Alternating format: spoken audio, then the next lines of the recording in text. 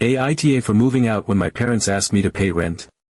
I already do their work at home and babysit 5 siblings.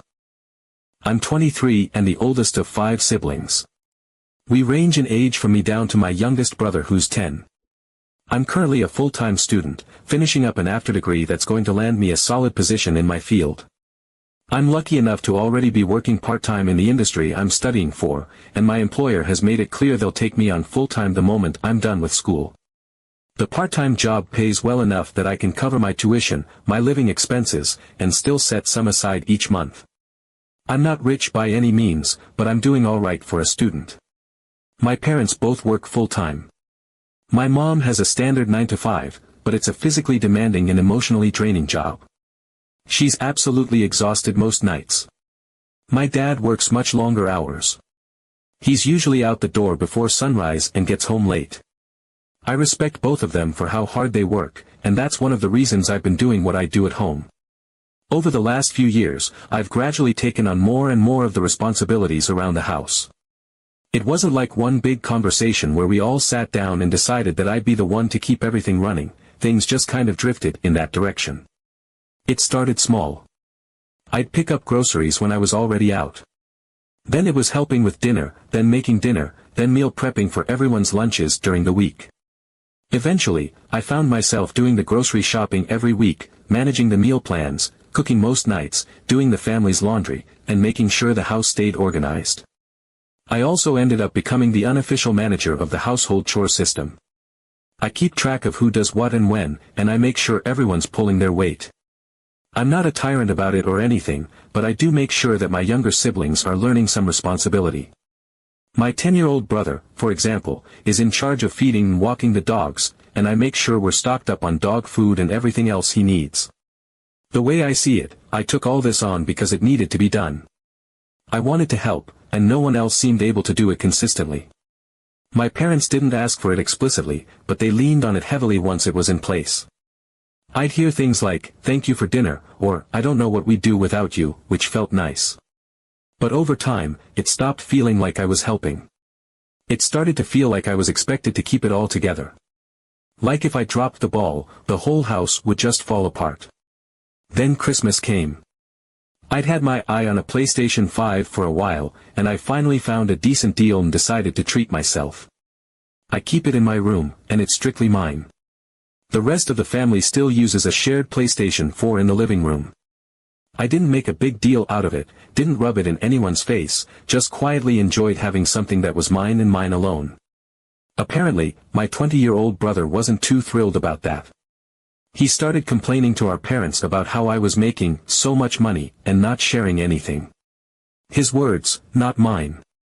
He made it sound like I was swimming in cash and hoarding it all to myself, which was kind of rich coming from someone who works part-time and doesn't pay rent, doesn't contribute to the household budget, and only sporadically does his assigned chores when reminded. So then came the talk. My parents sat me down and said they'd been hearing that I was being unfair with my money. That I lived under their roof and that they expected a financial contribution now that I was earning more. They didn't yell, but the message was clear: I was being selfish. I pointed out, calmly, I might add, just how much of the household labor I took on, and they acknowledged that, but said it still wasn't right that I was earning more and not giving back. I walked away from that conversation feeling completely gutted. I had been working hard for years, not just in school and at my job, but at home too. And not once had anyone said, "We want to talk about how we can ease your burden." Not once did they say, "You're doing too much, let us help." Instead, the moment I bought something nice for myself, suddenly I was selfish. Suddenly, the invisible labor I had been doing for so long didn't count for anything. So I went to my room and did some math. If I gave them the amount they asked for each month, I'd still have about $800 left after bills, savings, and spending. Which is okay, but it wasn't just about the money. It was the principle. I was expected to work, go to school, manage the household, and now also financially contribute just because I was finally getting a small taste of financial stability. I looked at my course load and realized that if I dropped a couple of classes, I could shift to nearly full-time hours with my employer. It would push back my graduation by a year, but I'd be making significantly more money, and I could afford to get my own place. And with my own place, I wouldn't be the household manager anymore. I wouldn't be the one doing laundry for 6 people, planning meals for the week, cooking, shopping, organizing, and fielding complaints about who did or didn't clean the bathroom. I would have time. I would have peace. I would finally have space that was truly mine, not just a bedroom with a door I closed at night. So now I'm stuck in this weird place where I'm seriously considering moving out. I know that if I go, things at home will get chaotic fast. The laundry won't do itself. The meals won't prep themselves. The grocery lists won't write themselves. And I know my siblings aren't used to taking on that level of responsibility because I've been doing it for them for years. But is it my job to keep doing it forever? Is it fair that I'm expected to give up my own time and money just so everyone else can coast a little longer? I didn't sign up to be a third parent. I love my family, but I'm also tired. And I'm tired of being told that everything I do still isn't enough. So yeah, I'm strongly leaning toward getting my own apartment, shifting my schedule, and giving myself the space to actually live a little. I know it's going to be hard for them. I know my parents will be stressed and my siblings will be overwhelmed. But maybe that's what needs to happen for them to realize just how much I've been doing all along. Would I be the asshole if I walked away from that responsibility and let them see what life is like without me running the household? Or is this the moment where I finally choose myself for once? Update 1. So, I did it. I packed up and left. It wasn't some dramatic confrontation or heated exit. There were no shouting matches, no slammed doors, no tearful goodbyes. I just left. I packed my car with everything I owned, which, honestly, was kind of humbling. Years of being rooted in the same place and all my worldly possessions still fit into the trunk and back seat of a modest sedan. A few boxes of clothes, my laptop, my work stuff, a small TV, and of course, the PS5. That came with me like it was a piece of treasure. I had already found a short-term Airbnb before I told anyone my decision. I didn't want to deal with the emotional fallout in the moment. I had 2 weeks booked in a tiny one-bedroom unit downtown, just enough time to give myself a breather and get everything sorted with my job, classes, and a lease for an actual apartment. The Airbnb wasn't fancy, but it felt like freedom. The first night I sat on the couch with takeout in silence and just let myself exist without someone asking where the laundry detergent went or what was for dinner tomorrow. No demands. No obligations. No responsibilities except the ones I chose. I'm not going to lie, I may have gone a little overboard on Tinder. I hadn't realized how much of my life had been paused while I was under my parents' roof. It wasn't just the logistics of not having privacy, it was the psychological weight of always being on. Always managing. Always the reliable one. I'd never had the chance to really date, not properly. And now here I was, living alone for the first time, with a decent income, time to spare, and no one watching over my shoulder. Let's just say I made up for lost time. No regrets. After 2 weeks, I signed a lease on a small but comfortable apartment just outside the city core. It's not luxurious, but it's clean, quiet, and most importantly, mine. I set up my own little corner of peace. A couch that no one else sits on. A kitchen where nothing disappears. A bedroom that stays clean unless I mess it up. I'm still finishing out this semester as a part-time student to keep things steady, but I've already arranged to move to full-time hours with my employer over the summer. Then, come fall, I'll balance a reduced course load with continued full-time work. It means my second degree will take a bit longer, but I'm financially independent now, and that matters more. Of course, this all came with fallout. I didn't expect everyone to be happy about my decision, but the backlash was louder and more bitter than I anticipated. My parents were shocked. I think they assumed that I'd cool off after our conversation and fall back into place like I always did. They never imagined I'd actually go. That I'd really pack up and leave. They're upset, and they're not hiding it. There have been passive-aggressive texts, awkward silences, and one long email from my mom laying out everything they feel I owe them. I haven't answered it. The house, from what I hear, is a disaster. Not physically falling apart, but the rhythm is gone. That quiet, invisible structure I kept in place is gone now, and it turns out no one knew how much I was doing until I stopped doing it. My parents didn't have the bandwidth to pick up the slack, so they made the next logical move in their eyes. They passed it all on to my 20-year-old brother. The same one who complained about how I didn't share my PS5. The one who said I was unfair for not giving back more. Now he's in charge. The grocery shopping, the laundry, meal planning, meal prep, managing the household schedule, making sure the dogs are walked and fed and have food, coordinating chores with the younger kids, keeping the fridge stocked, checking that everyone has lunches ready to go, all of it. His own chores didn't disappear either, and the rest of the siblings had their responsibilities ramped up to compensate. And they're all pissed. My siblings, who used to coast through the week with lunches magically packed and laundry folded neatly on their beds, now have to pull their weight. The youngest is suddenly very aware that feeding the dogs doesn't mean pouring kibble into a bowl, it also means making sure there's kibble in the house to pour. My sister, who used to leave her dirty dishes for later, now gets lectures from my brother about cleaning up after herself. It's like the whole house was running on an engine no one could see, and now that I'm gone, the engine stalled, and they're trying to crank it back to life with sheer resentment. My oldest brother, though, is especially salty. Apparently, he's constantly overwhelmed. He complains about not having time to himself, and he's frustrated that his girlfriend isn't allowed over when my parents aren't home. He doesn't have a private space to just be, the way I used to not have one. He's realizing how suffocating that can be. He tells mutual friends how unfair it is, how he's been dumped with all this responsibility, how no one listens to him, how tired he is. Ironic, right?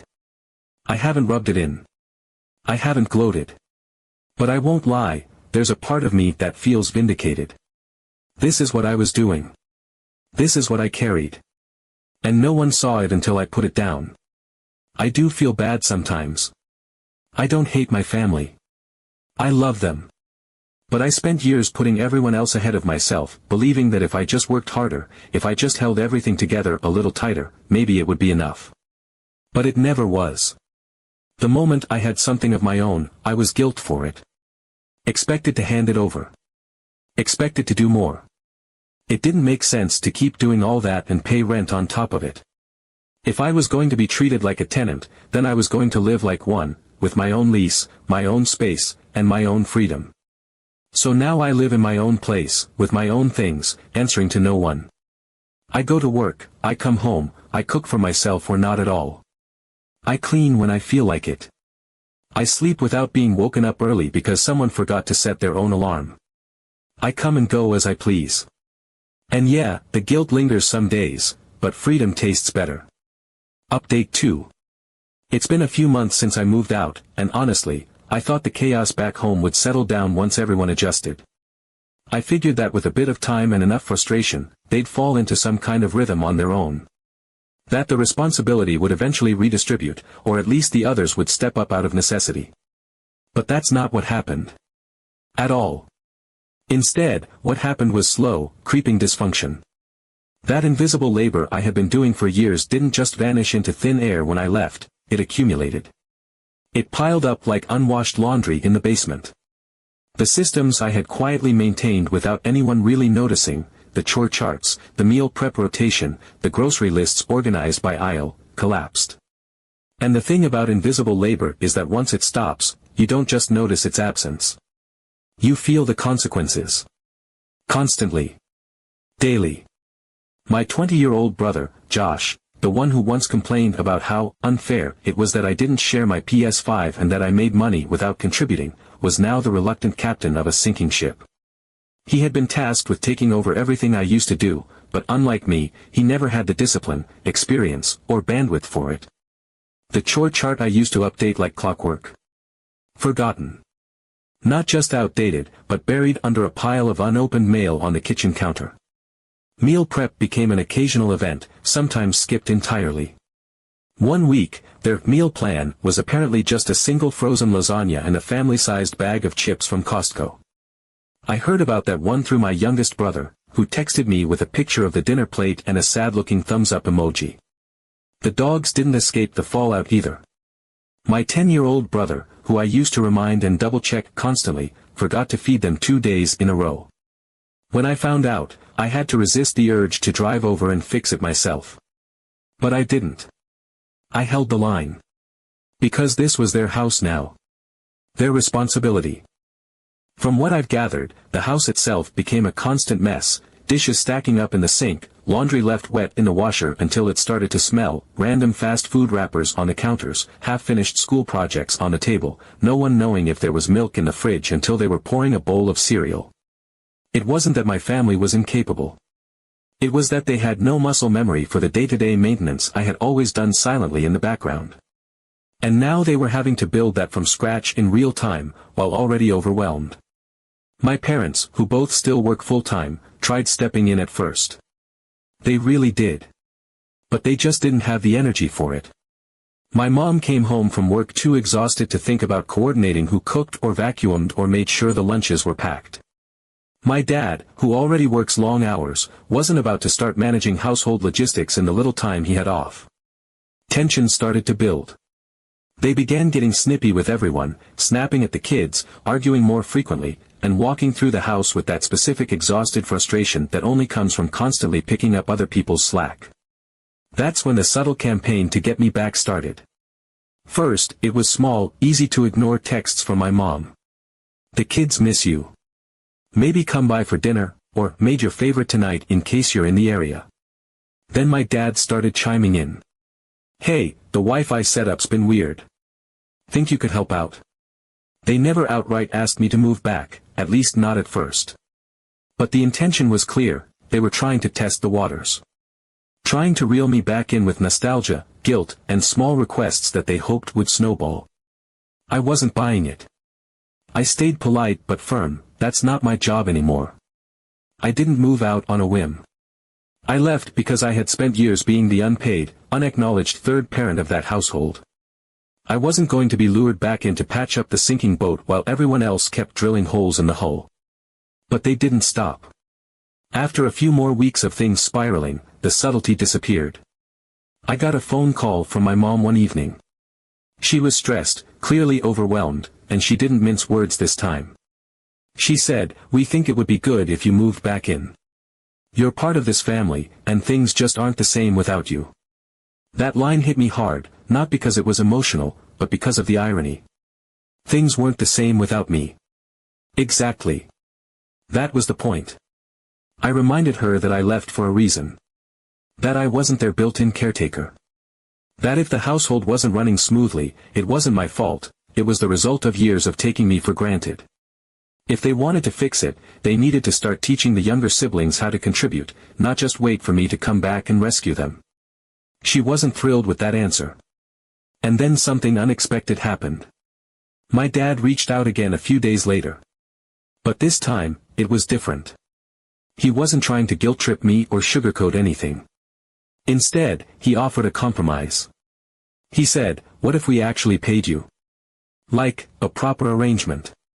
You'd have clear responsibilities, but you'd also get rent money and your own schedule." At first, I laughed out loud. The idea of being a paid family coordinator sounded absurd.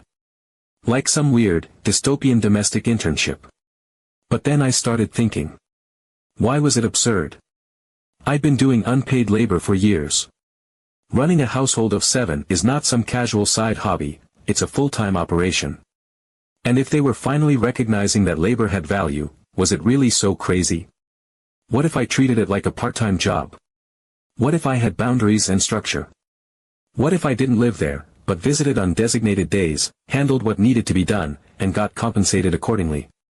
What if I took the emotional messiness out of it and approached it like I would any other contract gig? What if, instead of running myself ragged for free, I set limits and got compensated fairly? Update 3. So, I moved back, but on my terms. After my dad floated the idea of a paid arrangement, I spent a couple of weeks thinking it through. I weighed the pros and cons, wrote out a list, ran numbers, and talked it over with a couple of friends. The idea of returning to the house I'd fought to escape felt like a step backward. But the idea of monetizing the labor I had already been doing for years, without recognition, was strangely appealing. Not because I missed the chaos, but because for the first time, I'd be in control. I wouldn't be drifting back into old patterns. I'd be coming in as someone with leverage, with structure, and with the ability to say no. So we negotiated. I was clear from day one, no rent, period. I wasn't going to move back in just to pay for the privilege of doing domestic labor. My parents agreed. I told them I wanted my own room, which was a given, but I added a lock on the door myself, bought it, installed it, and kept the key on my own ring. It was symbolic as much as it was practical. This was not going to be my childhood bedroom anymore. This was going to be my space, with boundaries. But the most important part was the written agreement. I typed it up myself. Nothing fancy, just a clean, one-page document that laid out exactly what I would and would not be responsible for. I'd coordinate the household logistics for no more than 5 hours a week, total. That included, prepping meals for the week on Sundays, just dinners, lunch is everyone's own problem, building out a grocery list based on what people submitted to the shared spreadsheet, and creating a weekly chore chart that broke tasks down by day and assigned them out by name. On Wednesday evenings, I'd check in, make adjustments, and reassign anything that had fallen through the cracks. That was it. If someone didn't do their part, I didn't pick it up. I didn't cover for anyone. I wasn't going to be the backup plan anymore. In return, I get $500 a month. No strings attached. It's basically a side hustle now, my version of freelancing for a very dysfunctional, hyperlocal nonprofit with 7 board members who can't agree on anything. I still work full-time. I still take part-time classes to finish my degree. The difference is that when I'm at the house, I'm not the third parent anymore. I'm just a consultant. I show up, I do my 5 hours, and then I go live my life. Josh had to go back to managing his own schedule, which was a wake-up call for him. The same brother who once thought I was being selfish for not sharing my things was now suddenly very aware of how much easier life had been when I was quietly keeping the entire household functional. Now, he has to do his own laundry, prep his own meals, and juggle chores like everyone else. My younger siblings also had a hard reality check. There were no more invisible hands cleaning up after them, no quiet reminders about forgotten lunch bags or late-night laundry swaps. They had to start taking care of their spaces, managing their time, and learning actual responsibility. The first few weeks were a disaster, missed trash days, soggy sandwiches, dogs whining for dinner that hadn't been served, but gradually, they started to adapt. The biggest surprise? My parents actually stuck to the deal. I expected cracks. I expected them to slip back into old habits, to just ask for one more thing, or quickly delegate some last-minute task. But they didn't. To their credit, they respected the boundaries. They realized that they had relied on me for far too long, and that this arrangement, weird as it sounded, forced them to finally reckon with the household they'd created. I wasn't the live-in patch for their lack of structure anymore, I was just the planner. The accountability system. And they had to actually follow through. And I think that's what changed the dynamic most of all, the house didn't magically become efficient or organized overnight. It's still loud and messy. Someone still forgets to put the laundry in the dryer. The dogs still bark too early in the morning. But now, the mess belongs to them. It's not mine to solve. I'm not absorbing the stress like I used to. I don't feel like I'm suffocating under expectations I didn't sign up for. I walk into the house, do what I've agreed to do, and walk away with my peace intact. It's weirdly satisfying to see the whole thing working, not smoothly, but functionally. It's not perfect, but it doesn't have to be. The house runs, even if it sputters sometimes. And more importantly, I no longer feel like my life is tethered to whether or not 6 other people remembered how to exist without me. I've reclaimed my time. My boundaries. My independence. When I step into my room and close the door behind me, I don't feel cornered or trapped. I don't feel like the air is heavy with unspoken obligations. I feel respected. I feel free.